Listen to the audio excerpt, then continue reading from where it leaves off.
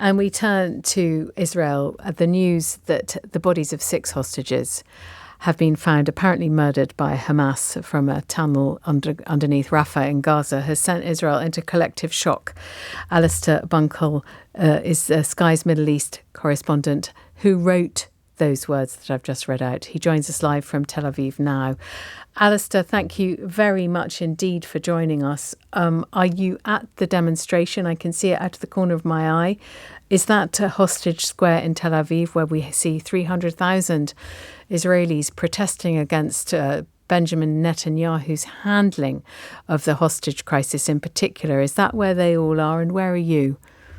Yeah, we're in Tel Aviv, which has been the main protest. Not the only protest. There was one's going on in Jerusalem today as well, but the main protest, as it has done every week for 11 months now, has focused again on Tel Aviv, mainly outside the Kiryat, which is the Israeli Ministry of Defense. Oh, I see. The reason for that is because it's where the government sits in wartime. So Benjamin Netanyahu splits his time really between Jerusalem and Tel Aviv, and so the protests are outside there. I can see now it looks peaceful. They're holding up the images. I can see Hirsch, Gober, Polin. I can see the images of the hostages, as you say in your very good piece, have become so familiar to anyone who lives in Israel. When I was there earlier this year, these images are everywhere. As soon as you arrive at Ben Gurion Airport, when you walk down the streets, these hostages are now embedded in everybody's mind's eye.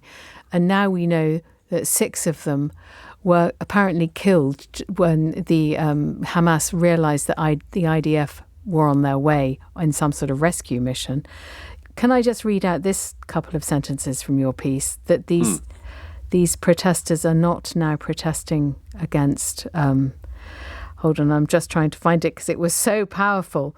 They're protesting against Benjamin Netanyahu, not against the hostage-taking now, aren't they? Yeah.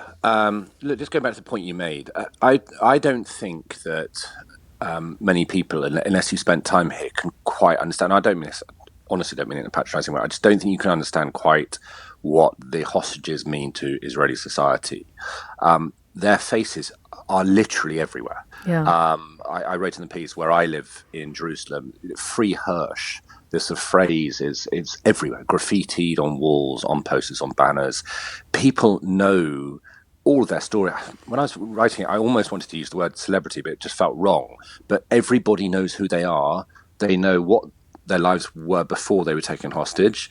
They know about their families. They know about their predicament, their hobbies, their loves in life, and they are a part of Israeli society, and you cannot overstate that. And so when 6 of them are found dead, as they were last night, or when one of them comes out alive, as Farhan Alkadi did earlier in the week, it has a huge impact here in Israel. And the 6 that were found last night were supposed to come out alive. And what I mean by that is that there was very good evidence they were alive, even before the IDF discovered them. And almost certainly they would have been part of the first phase of a hostage deal, were it to be agreed.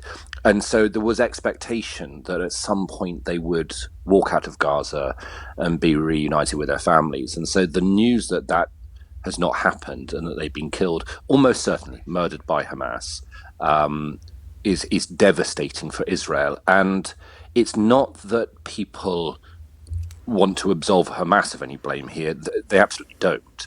But they are strongly of the belief, everyone I spoke to the protest tonight, but there is a growing swell. They are strongly of the belief that Benjamin Netanyahu has been putting politics above the rescue of the hostages. And that's underlined by the fact there's divisions within his own government, with his own defence minister. So that just reinforces that belief. The sense that he's prioritising the military campaign and his political survival over the hostage deal is now unavoidable. And thank you so much. I'm sorry we don't have longer.